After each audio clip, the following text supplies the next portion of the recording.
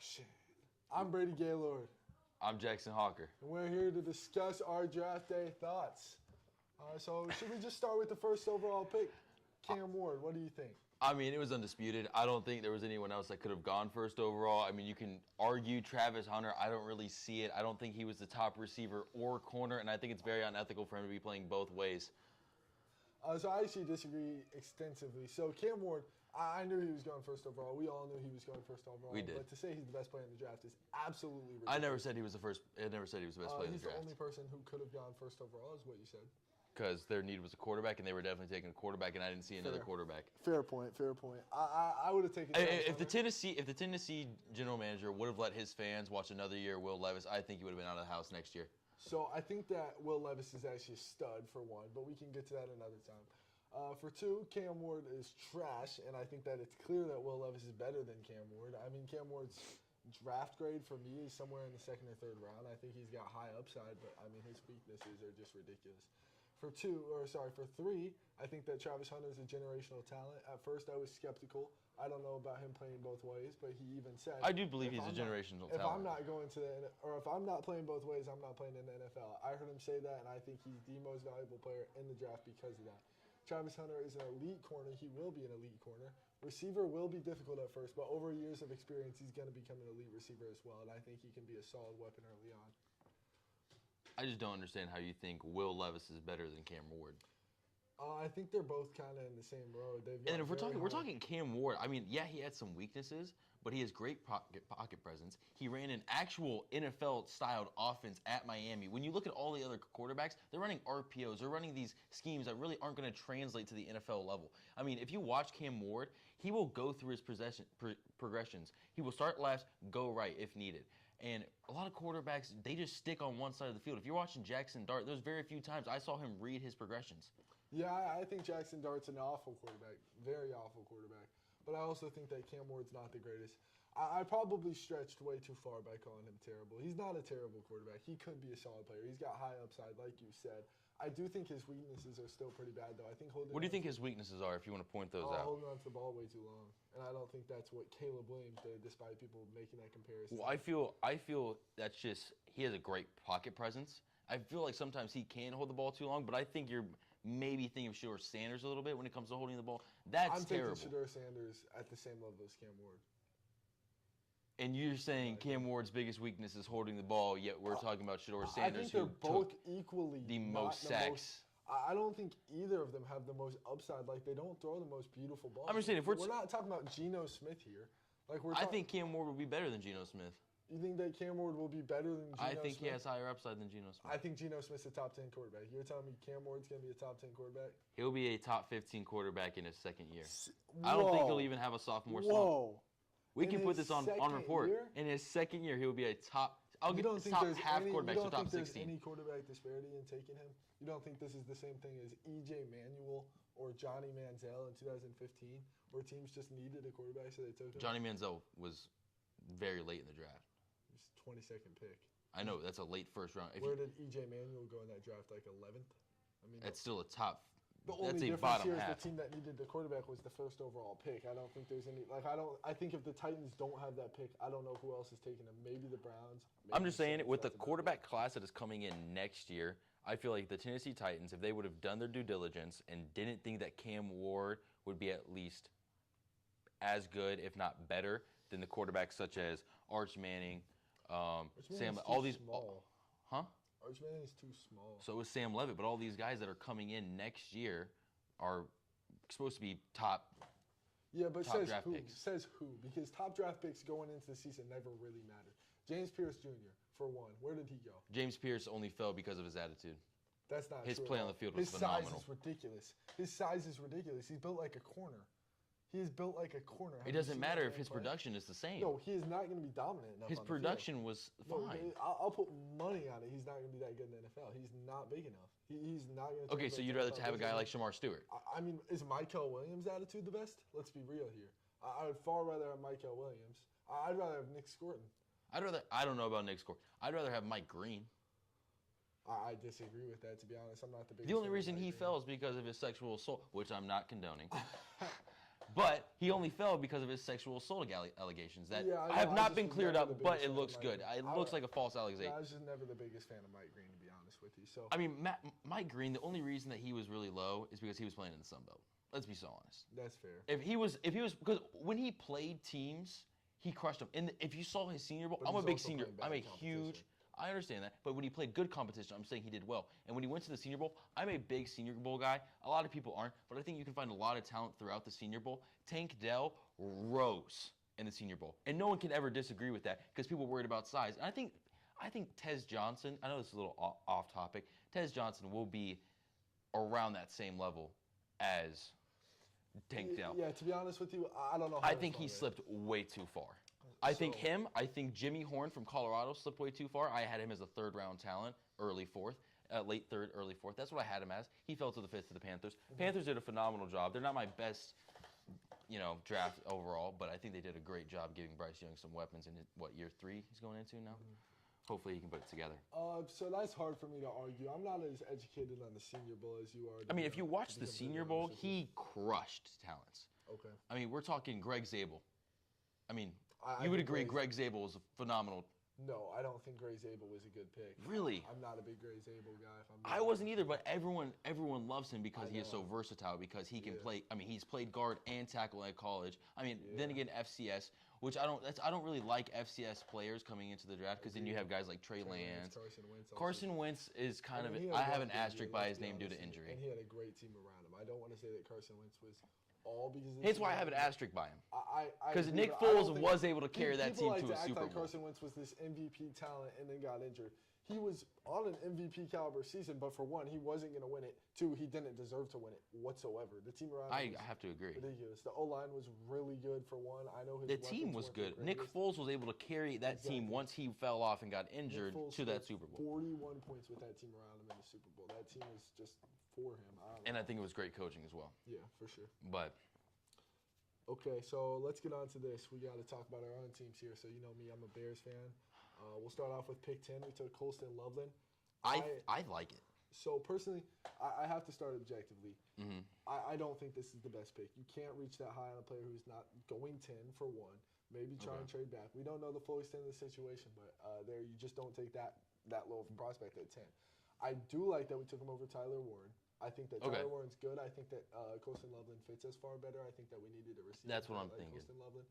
And also subjectively, as a fan, I love the pick. He's going to be really fun to watch. I love to give Caleb Williams weapons. I think that is a awesome pick. I think he's going to be a great threat. I think he's a great weapon. He's electric. Love it. What about you? Could you? I like the pick. Could you have traded down theoretically and still get Colston Loveland? Maybe. We don't know. We don't know what teams have Colston Loveland high on their draft boards, what teams don't. So I think Bears are just playing it safe. That's the guy they want. I think with your new head coach coming from the Bears, I think he wants another Sam Laporta. I think Ben Johnson wants another Sam Laporta. And I think Colston Loveland is that type of athlete. I think he can get it done, blocking, catching, everything. I think he'll be phenomenal. So I think him going out there and getting a guy where he can put him in a scheme where he is already comfortable and has made work in that same division, I think it was a great pick. Yeah. I love that. Yep. And then- let's go to the second round, getting Luther Burden. That was the steal of the draft. That was the steal of the draft right there. I don't understand what teams saw that they didn't like. Right. I mean, maybe you could see attitude concerns. I mean, he did maybe taunt a little bit, be disrespectful to refs in game, but what receivers don't? They're all divas. I mean, let's be honest. All receivers are divas. Love them, Look at hate Justin them. Jefferson. I mean, he had an attitude. He still does. He's the best receiver in the NFL, and I don't think many people question that. Man. So I completely agree. I don't see how you can look at a receiver's attitude and worry about that, or a corner. And it's not like it's his work ethic. He didn't go in the first round, went to Mizzou's training facility at 1 in the morning and got in reps. Yeah. He was pissed, and I think he'll be ready to work, and I think he's going to be a so, great too. I addition. think he's going to be a stud. And you got to look at the Bears this way. We've got Caleb Williams now. We've got a very solid O-line. Probably Very going to be a solid. top 15 O-line, which I know isn't the best, but it was probably bottom 5 last year. I think the weapons that you guys were able to add on that offense are just scary. I don't know. I mean, your defense is. I think having Sweat. I mean, hopefully he's able to do what he was able to produce in Washington. I didn't watch a whole bunch of Bear games, but it didn't look like he was doing what he was at Washington. But if he can reproduce that production, you guys might have a decent defense to go along with that. And same with Jalen Johnson. Gotta say, I'm super excited. Now we can talk about the Giants. So starting off, y'all took Abdul Carter at 3. I think that's a very good pick. I think Abdul Carter is the second best player in the draft. I think, like you said, you guys probably have the best D line in football now. What do you think? I really do think that we have the best D line. I know, and I'm going to skip 2 rounds over and include Darius Alexander out of Toledo. I mean, that was phenomenal. Not only so now we have Sexy Dexter Lawrence. We have Kayvon Thibodeau, Brian Burns, Abdul Carter, and we have that defensive tackle that we just signed as well, Golden. I mean, we have depth and we have studs. I think we have the best defensive line, and we just signed Javon Holland. So our secondary is going to increase a little bit. But I just think that having him next to either Kayvon Thibodeau, Brian Burns, I don't know if Kayvon's going to stay. Rumors say that we were going to trade him during draft. We didn't, so hopefully he stays and we just have a dominant defensive line. But I think adding Abdul Carter, I mean, if that quarterback can't get the ball out, they can't do anything. Yeah, for sure. That's what I was going to say. I'm holding one thing in the back of my mind, and outside of that thing, I'm looking at the Giants. I'm saying that's a solid football team. But that thing's Jackson Dart. I think Jackson Dart is trash, and I hate to say it. I don't want to be disrespectful. Yeah. I hope his career turns out good. You know, I think. Yeah, we always hope for the best for these players. Yeah. But Jackson Dart is not a good football player. It was pure quarterback disparity there. I never liked Jackson Dart. I heard from inside sources that we were going to trade into the 20 to 28 range to pick a quarterback. Traded up for 25. I was in my car. I was like, this is going to be Dart. I knew it. A little disappointed. Personally, if we're just talking Ole Miss quarterbacks, I liked Matt Corral coming out of the draft more than I like Jackson Dart. Corral more as well. And Corral was coming off an injury. I mean, that's genuinely just how much I like Matt Corral. And that's how much I don't want to really knock on Jackson Dart, but that's how much I really don't like him. I feel like Lane Kiffin's a great coach offensively. I think he's a great offensive mind, and I think that's why that offense works so well and why so many quarterbacks come out every year in the draft and like, hey, this guy's something. But I just think it's a really good offense by Lane Kiffin. So kudos to Lane Kiffin. Right. But then again, I mean, their snap count, you saw John Gruden. We're just clapping. That's not NFL level. I mean, defenses are going to read that like nothing. He's not like Shedeur Sanders where he taps the ball. That's the only positive that I could really find. Progression-wise, he doesn't really do his progressions as well as I would like for an NFL quarterback. So I'm really just hoping that we have Russell Wilson, we have Jameis Winston. Either of those 2 guys start. Hopefully he's able to learn, maybe develop. I don't think we start him right away, which in my opinion was kind of dumb that we took him in the first round. Traded up. Not only did we get him in the first round, we had to trade up. I don't think we traded up a lot, so I'm okay with that. But just trading up and giving away any assets that we have when we are a bottom 10 team, maybe bottom 5 if you really want to say so, in the NFL, giving away your assets is just not really the smart thing to do. Right. But. And I got to say, Jackson Dart, I know people said this about Jaden Daniels, and Jaden Daniels had the year that he had, but I don't think it's smart to just run into players. I think you should slide or get out of bounds, and Jackson Dart decides to just run people over. And I know they said that about Jaden, and Jaden had success too, but I saw 5 at least moments from Jaden Daniels season where I was like, ooh, that was close, and he can't allow that to happen. That is bad. And it's terrible. And they're comparing him to Josh Allen when he's significantly smaller. It doesn't make any sense. He doesn't have the arm. He's got a great arm. He's got a good arm, but it's not a Josh Allen arm. Exactly. Josh Allen, and what people don't understand, they're like, Josh Allen, yeah, he had a good arm coming out of the draft, but his form was terrible. Right. He had no technique whatsoever, and they knew that. So once they were able to fix his technique, he was a project from the get-go. Once they were able to fix his technique, I mean, his arm just got better. Jackson Dart, I mean, one thing I'll give him, good mechanics. Kid knows how to spin the ball, but that's where the arm talent will stop them. For sure. But, and then you were saying something, I thought. I don't think so. I think that's about it. I like what you said, though, about sitting behind Russell Wilson. I think that can for sure help him. I think sitting behind Russell Wilson will be a big help. And I think I'm a believer that people overplay the whole Alex Smith thing. Yeah. I still think Mahomes a lot of his success has come from Andy Reid, and I think without Andy Reid, he would not have the career he's had so far. Yeah, and we have Brian Dable.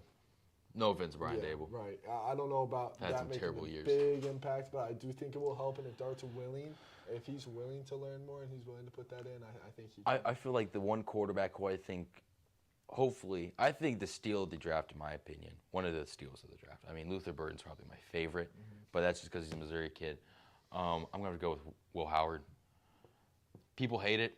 I love it. He's big. He's big.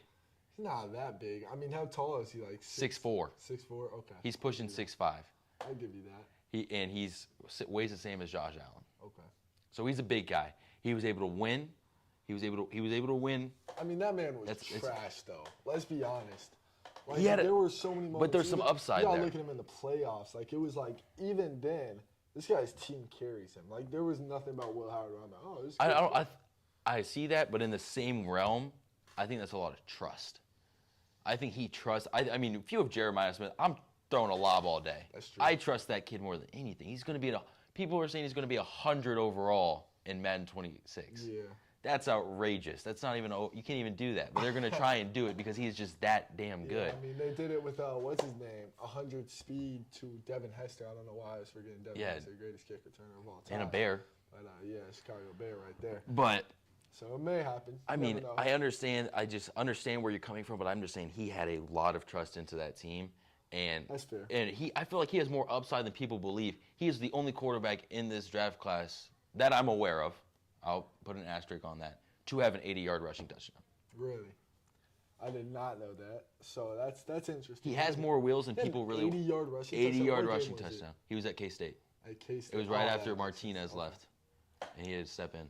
Okay, so let's talk about Shedeur Sanders, the biggest name of the draft. Ooh, the slide of the. I think that's the biggest slide we've ever seen. I think it's ridiculous. Like, I'm not even the biggest Shedeur fan at all, but I mean, if you put it, I think he's a hard worker. I truly think he is. Like, I think if he gets the right coaching around him, he will be a good I quarterback. feel like there were a lot of just lies and deception that a lot of people were just sitting out there. There was like I saw a post literally the day before the draft, and it was Jackson State teammates hating on Shedeur while he's in middle of it. Yeah. And I watched the video, and it does look like it. But I mean, you just can't make those guesses. And it felt like Draft Day, the movie, Yeah, when Bo Callahan. when no one went to Bo Callahan's birthday. I mean, like they were just acting like he was the worst teammate of all time. Right. But I don't know if I could really see that. I feel like he supported a lot of his teammates in the media that Exactly. I could see. There was only one bad interview I've ever seen of him. To be fair, it was a really bad interview because he said he doesn't trust his running back, which Yeah. is why I believe Dylan Edwards ended up leaving, who was a 4-star. And that's Really what I good was about to get into. I do think there are some problems there. So for one, I've seen clips of him when he was talking to Cam Ward, and Cam Ward mentioned he only throws checkdowns. Check downs and and bubble Shedeur screens. said, You had a run game. I'm like, Yeah. really? You're just gonna diss your running back in front of everybody like that? I think that's a little crazy. And It's then, not only he's dissing his running back, he's definitely dissing his offensive line. Exactly, I mean, it's very easy to see that he was the most sacked quarterback in all of college football in the FBS. I don't know about FCS, but I mean, it doesn't matter if your line's great or not. As a quarterback, you should be a leader, and you should only uplift your I teammates. agree. And I feel like he did not do that. I agree with that. I think a lot of it is he's like, I only have 1 year left. My dad's the coach. I'm gonna just do what I want And to do and if- make sure my draft stock goes up. And I think that is a problem. But I don't know if it's enough of a problem. I don't know to if you drop heard him to the about fifth his draft interview. round. One of the worst with the formal interviews Giants. I've ever Did been you a ever part hear of. that? The quote. He said me and my dad don't need you.